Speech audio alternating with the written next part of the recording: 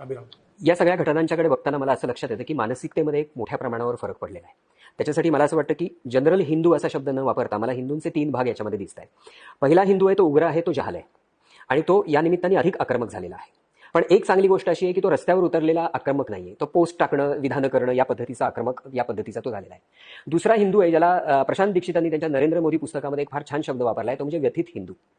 आतापर्यंतच्या या संपूर्ण कालखंडामध्ये की जो साधारणतः 60% हिंदूंपैकीचा भाग आहे असं मला वाटतं की त्याला सतत असं वाटत आलेलं आहे की आपला धर्म, आपला देव, आपले धर्मग्रंथ, आपल्या धारणा याची टिंगल केली जाऊ शकते, त्याच्यावर टीका केली जाऊ शकते आणि गंगा जमनी तहजीब वगैरे या सगळ्या गोष्टी सांगून आपल्याला त्या ठिकाणी कुठेतरी गप्प बसवलं जातं, असं अशी त्याची जी भावना होती. आज त्याच्यामध्ये कॉन्फिडन्स आलेला आहे आणि तो डोळ्यात डोळा भिडवून हे म्हणू शकतो आहे की मला गृहीत नाही धरायचं, मी एक सत्ता बदलू शकतो, मी राजकारणाला मी वेगळा देऊ शकतो, मला गृहीत नाही धरायचं, अशा पद्धतीचा एक त्याचा कॉन्फिडन्स मला वाढलेला दिसतोय.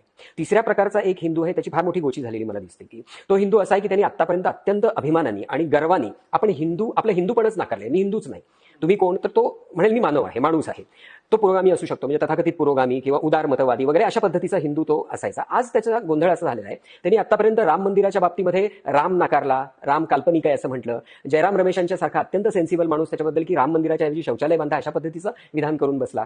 तर अशा पद्धतीचे हे त्या मंडळींचा आता प्रॉब्लेम असा आलाय की राम तर नाकारता येत नाही, कारण ही मंडळी सत्तांतराला उत्सुक असल्यामुळे, सत्तांतरामध्ये राम मंदिर अडथळा येऊ शकतं असं असल्यामुळे त्यांना राम नाकारता येत नाही. मग ते आता खरा राम म्हणजे काय, खरं हिंदुत्व म्हणजे काय, राम असा नसतोच, रामायणात या सगळ्या गोष्टी हे करून ती फार विचित्र धडपड आता सुरू झालेली आहे. मग एकाच वेळेला तो आव्हाडांच्या बाजूनी उभा राहतो, त्या ठिकाणी पोस्टी टाकतो आणि दुसऱ्याच बाजूला नाही हिंदू मी आहे ना, मी हिंदू आहे, मी कधी नाकारतोय, आम्ही आमचं हिंदू म्हणून आमचं एक मत आहे, अशा पद्धतीच्या मानसिकतेमध्ये आलेला आहे. मला हे मानसिक बदल झालेले या संपूर्ण समाजामध्ये आता 22 जानेवारीच्या निमित्ताने दिसत आहेत.